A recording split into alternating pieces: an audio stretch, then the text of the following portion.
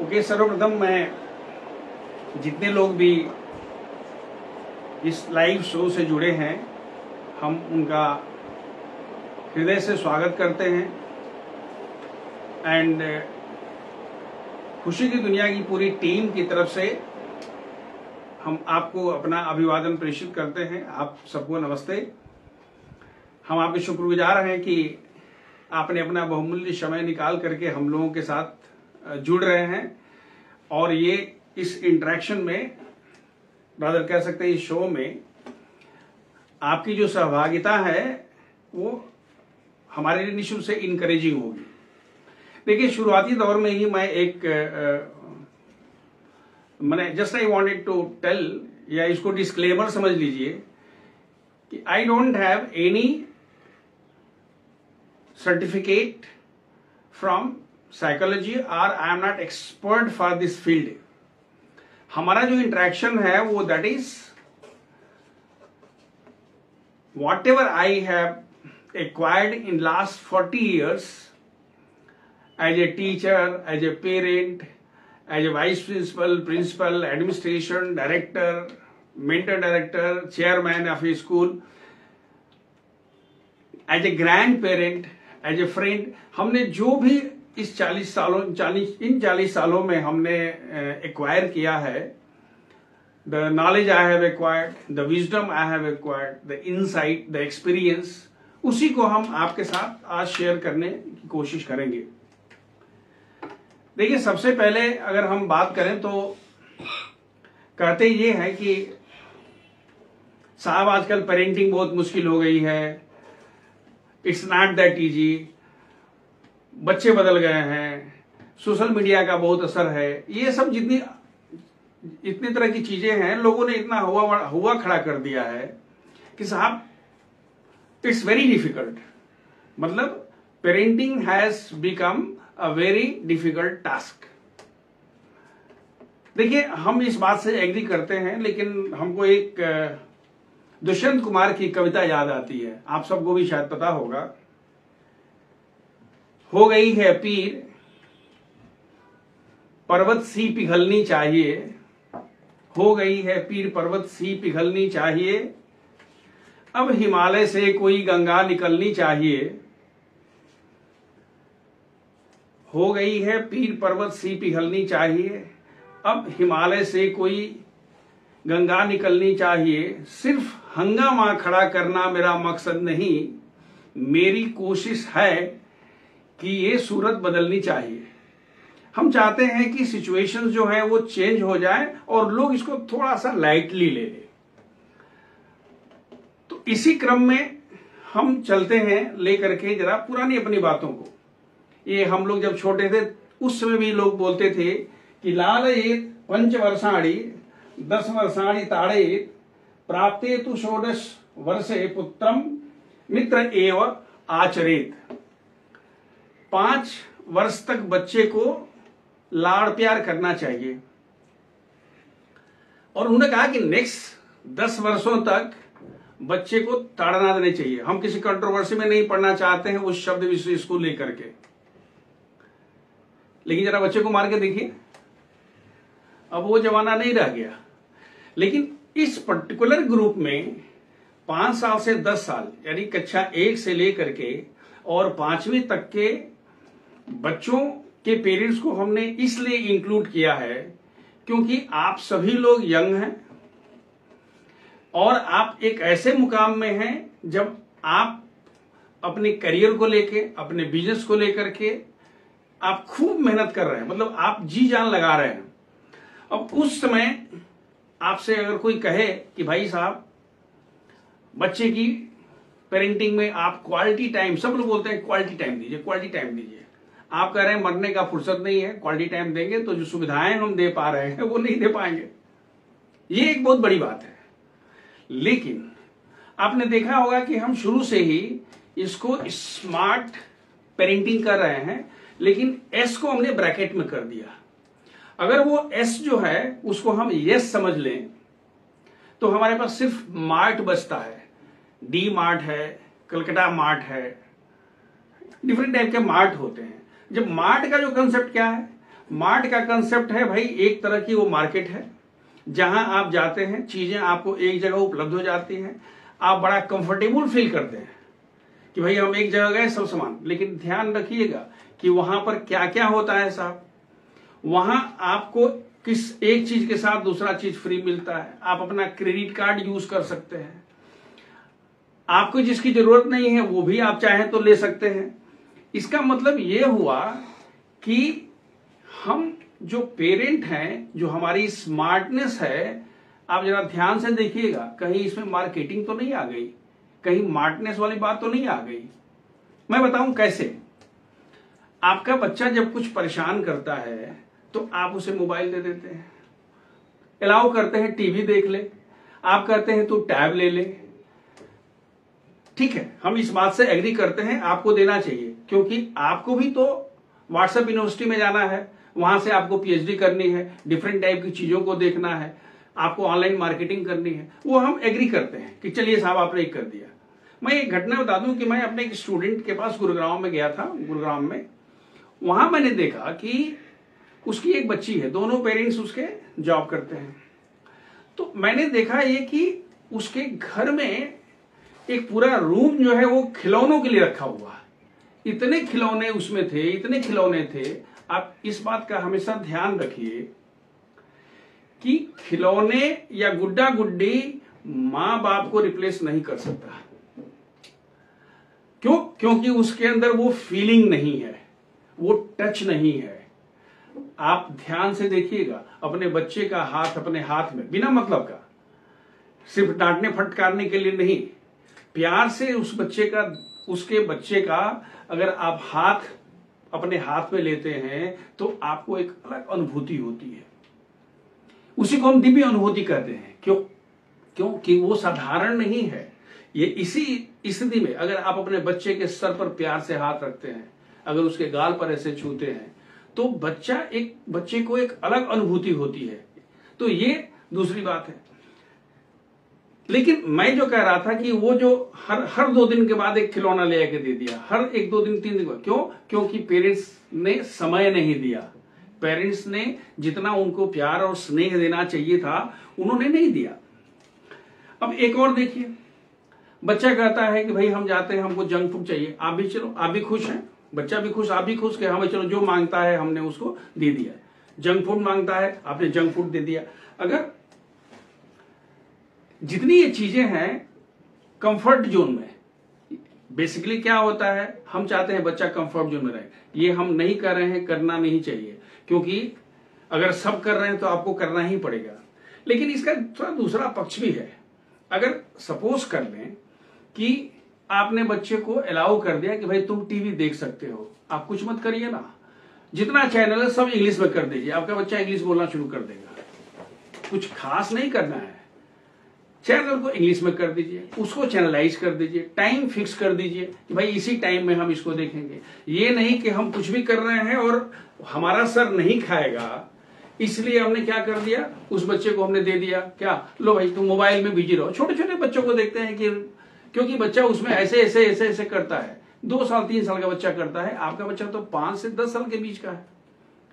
दूसरी बात, अगर आपने बच्चे के लिए ऐसी बहुत सारी चीजें ले रखा, जैसे आपने पूरे एक कमरे में भर दिया उसे खिलौने से, अरे भाई बच्चों में एक वैल्यू भी डाल दीजिए ना। वैल्यू आप कैसे डालेंगे? जो खिलौने उसके यूज नहीं होते हैं बैग में डालिए, गाड़ी में बैठिए और उस एरिया में जाइए जहां पर कि बच्चों के पास खिलौने नहीं है। बच्चे के हाथ से खिलौना, बच्चा देना भी सीखेगा, बच्चे के अंदर एक वैल्यू भी आ गई। बच्चा अगर जंक फूड की बात करता है तो जंक फूड तब करेगा जब भूखा रहेगा। आप कुछ ऐसी व्यवस्था करिए, भाई आप कहीं जा रहे हैं, आपने एक एप्पल आप खा लिए, एक एप्पल आपके पति देवता खा लिया, एक एप्पल आप बच्चों को देखिए बच्चा खाएगा ही। शुरू में बोलेगा हम नहीं खाएंगे, लेकिन एक ऐसी सिचुएशन आएगी कि बच्चा जो है वो धीरे धीरे धीरे धीरे एक उसमें एट्यून होता चला जाएगा। अब जो हम बात करना चाहते हैं वो हम पेरेंटिंग की बात करना चाहते हैं। भाई देखिए, पेरेंटिंग की बात अगर हम करें तो हम लोग इसमें अलग से कुछ प्रयास नहीं करेंगे, पेरेंटिंग को हम अलग से नहीं करेंगे। बस पेरेंटिंग में जितने भी लेटर्स हैं हम उन्हीं लेटर्स के थ्रू ही अपनी बात को लेकर के आगे बढ़ना चाहते हैं। याद रखिएगा कि आप उन पेरेंट्स में हैं जिनके बच्चे 5 साल से लेके 10 साल के बीच में हैं, यानी करीब क्लास 1 से लेके क्लास 5 तक पढ़ने वाले आपके बच्चे हैं। तो अब सबसे पहली बात है, पहला सबसे लेटर है वो पी है। आपके पास क्या है? आपके पास पावर है। एज ए पेरेंट, याद रखिए, एज ए पेरेंट मेरे पास पावर नहीं है, मेरे बच्चे बड़े हो गए हैं, हम कुछ भी पावर दिखाएंगे बच्चा बोला रखने दीजिए। आप भी बड़े हो गए हैं, अगर आपके पेरेंट्स कहते हैं पापा आप रहने दीजिए ना, मम्मी आप रहने दीजिए ना, आप करते होंगे। मतलब ये हुआ कि जब तक बच्चा छोटा है तब तक अपने पावर का प्रयोग कर लीजिए। तो आपके पास पहली बात है, आपके पास पावर है। The second word is a, you have the authority. आपके पास अथॉरिटी क्या है?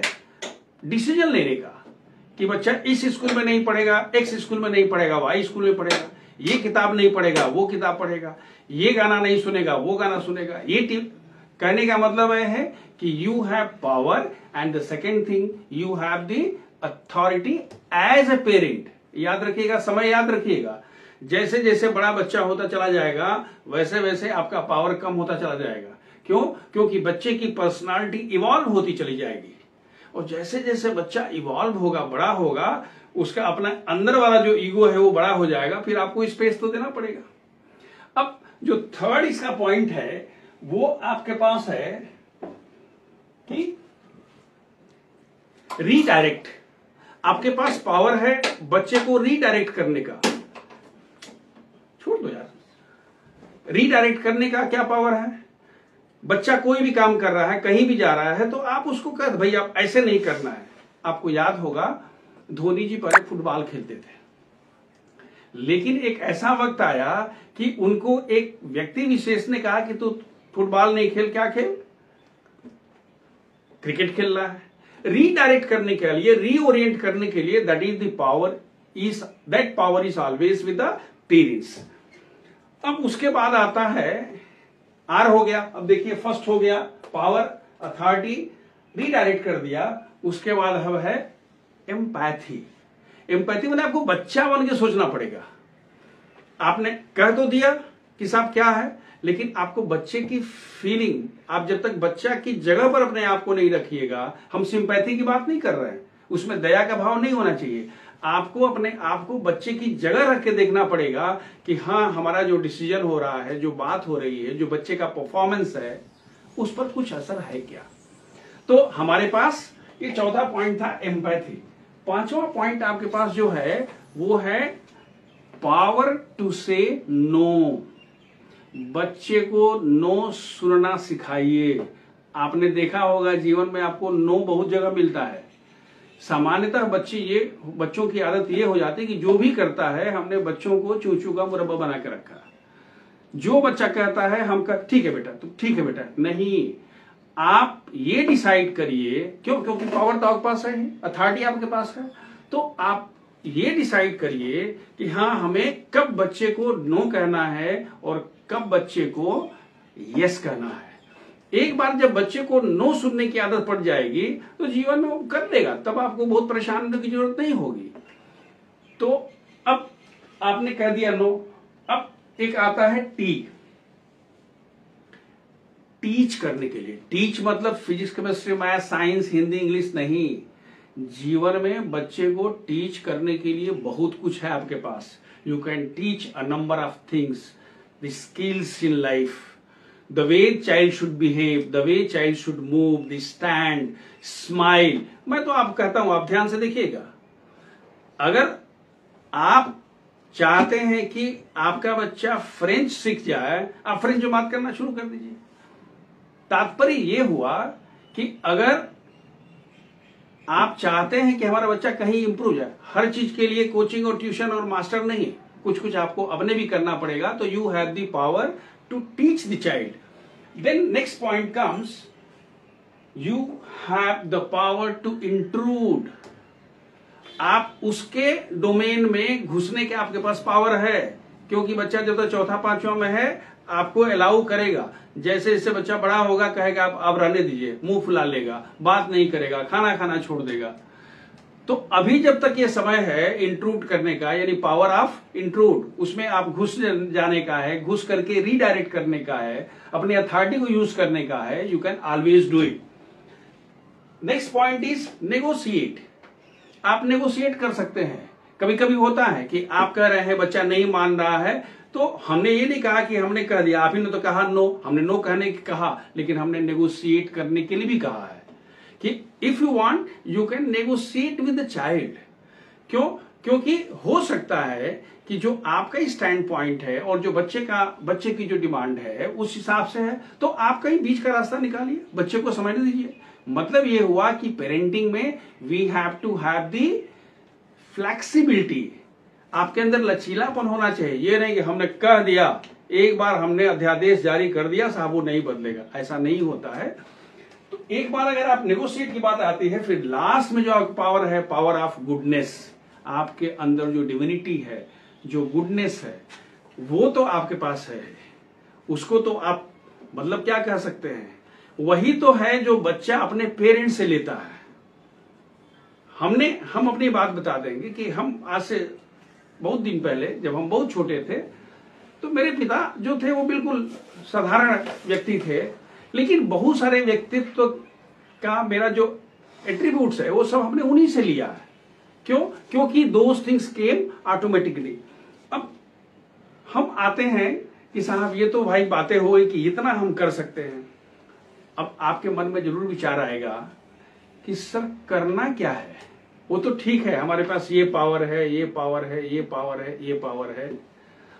तो अब मेरा कहना यह है कि भाई आप तो स्मार्ट पेरेंट हैं, यू आर स्मार्ट पेरेंट। तो अब हम लोग स्मार्ट के जो शब्द हैं, लेटर्स जो हैं, SMART, हम उसी के थ्रू इसको डेवलप कर लेंगे। S जो होता है दैट स्टैंड्स फॉर शो। याद रखिएगा, हमने शो करने की बात कहा, हमने शो ऑफ करने की बात नहीं कहा। अगर आप शो ऑफ करेंगे तो बच्चा भी शो ऑफ करेगा। देखिए, श्रीमद् भगवद गीता में एक श्लोक आता है, यद्यद् आचरति श्रेष्ठ तद्दत्, यद्यद् आचरति श्रेष्ठ तत्तत् देवे तरो जनः। जैसे श्रेष्ठ व्यवहार करते हैं, जो उसको देखने वाले हैं, बच्चे हैं, लोग हैं, उसी तरह का व्यवहार करते हैं। मतलब ये हुआ कि एज ए पेरेंट, मैं आपने देखा होगा, जो पेरेंट प्लेजेंट पर्सनालिटी के हैं उनके बच्चे भी प्लेजेंट पर्सनालिटी के हैं। जो झगड़ालू किस्म के पेरेंट, उनके बच्चे भी झगड़ालू किस्म के हैं। मैं कहता हूं आप एक प्रयोग करिए, अपने घर में सबसे आप स्माइल करके बात करिए। आप देखिएगा कुछ दिन के बाद आपका बच्चा भी स्माइल करके ही बात करेगा। आप अगर ऊंची आवाज में बात नहीं करते हैं, आपका बच्चा भी ऊंची आवाज में बात नहीं करेगा। कभी कभी तो होता ये भी है, जैसे किसी का फोन आया, आपने कहा बोल दो घर में नहीं है, बच्चा क्या बोलता है, पापा बोल रहे हैं कि बोल दो हम घर में नहीं है। कहने का तात्पर्य ये है कि पेरेंटिंग मतलब क्या, बच्चे को कुछ नहीं करना है, आपको करना है। Meaning show, don't show off. बच्चे के सामने अगर शो ऑफ करना शुरू करेगा तो बच्चा भी वही वो लेके जाएगा। जो दूसरा पॉइंट आपका है, दूसरा जो पॉइंट है वो है M स्टैंड्स फॉर मेंटोर। जितने लोग महान बने हैं, एवरीवन हैड अ मेंटर और गुरु। वो चाहे स्वामी विवेकानंद हो, चाहे सचिन तेंदुलकर हो, या एक कोई भी CEO हो, कोई भी हो, सबका क्या होता है, एक मेंटर होता है। लेकिन जब पेरेंट्स मेंटर के रोल में आ जाते हैं तो मेंटरिंग एंड मॉनिटरिंग दोनों होती है। बच्चा क्या कर रहा है, और प्लस देखिए, याद रखिए, आप मेंटर होना है, मेंटरिंग करना है, पॉलिसिंग नहीं करनी है। कहां गए थे, वो कौन था जिससे तुम बात, वो लड़की कौन थी, ये वाला क्या था, नहीं, ये पॉलिसिंग हुई। आपको क्या करना है, मेंटरिंग करनी है। The child should have a feeling कि इस पूरे दुनिया में यही एक ऐसा व्यक्ति है जो मेरे साथ खड़ा रहेगा। In all the weathers, even in rough weathers, this person will be standing with me, and hence the child will have the highest regard for you. कहने का तात्पर्य यही हुआ कि you do the mentor role, come in the mentor role. जो third आपका है वो है ए, assess the child, don't judge। देखिए असेसमेंट और जजिंग, जज हो गया ये गलत है ये सही है, नहीं, असेसमेंट में होता है हम कमी बताते हैं और बच्चे को हम सजेस्ट करते हैं एज ए मेंटर कि बेटा ये वाला गड़बड़ है, इसको हमें क्या करना है, इसको ऐसे कर लोगे तो अच्छा हो जाएगा। तो कहने का मतलब क्या हुआ कि as a parent we have to assess, we don't have to जज the child. The fourth point is R. R stands for response, don't react। मैं एक छोटी घटना बता रहा हूं। एक हमारे मित्र हैं, उनका बच्चा +2 में पढ़ रहा था, स्कूल से आ गया, जैसे आता है ना प्रेम पत्र, स्कूल से आ गया, भाई चलिए आपको स्कूल में बुलाया गया है। देखिए मैं बता रहा हूं कि स्कूलों का इतना आतंक होता है कि अगर एक बात है कि आपको बुलाया गया है तो अच्छे अच्छे लोगों की हालत पतली हो जाती है, भाई क्या हो गया, मेरे बच्चे ने क्या कर दिया, हमें एक डर होता है। उन्हें बुलाया गया और स्कूल में बताया गया कि भाई देखिए आपका बच्चा जो है ना वो कुछ पान मसाला खाता है, क्लास उसके दोस्तों के साथ पान मसाला, और इसको पकड़ लिया गया है, गेम्स टीचर ने पकड़ा था इसको, ये है, उसने लिख के भी दे दिया है। जल्दी स्कूलों में क्या होता है, हम लोग पेरेंट्स को बुला के बता देते हैं कि भैया देखिए आपके बच्चे को हमने बता दिया, अब क्या होगा हमको नहीं पता है। ये दूसरा पक्ष है, इसकी चर्चा हम लोग कभी बाद में करेंगे। सिर्फ बताना ही नहीं है, पूछना तो ये है कि स्कूल ने क्या किया उसको करने के लिए। तो मैं बता रहा था कि हमारे मित्र गए, उनको बताया गया कि भाई आपका बच्चा जो है वो ऐसा करता है। उन्होंने बोला कि साहब बच्चा करता है तो ये गलत बात है और हम इसको अप्रिशिएट नहीं करते हैं। तो उन्होंने बोला कि साहब ये अंडरटेकिंग में साइन कर दीजिए कि इसके बाद अगर कुछ होगा तो आपके बच्चे पर डिसिप्लिनरी एक्शन लिया जाएगा, निकाल दिया जाएगा। तो वो साइन करके चले आए। जब वो आए तो उन्होंने कुछ नहीं बोला, अपनी पत्नी से भी कुछ नहीं बोला। सबसे पहले उनके घर के इर्द गिर्द में जितनी गुमटी थी, वो गुमटी के बगल में या दुकान पर जहां जहां पान पराग वगैरह मिलता था वहां गए। तो 1-2 दुकान के बाद उनको पता चल गया कि हाँ भाई इस पर्टिकुलर दुकान से उनका बच्चा जो है वो क्या लेता है, पान पराग लेता है।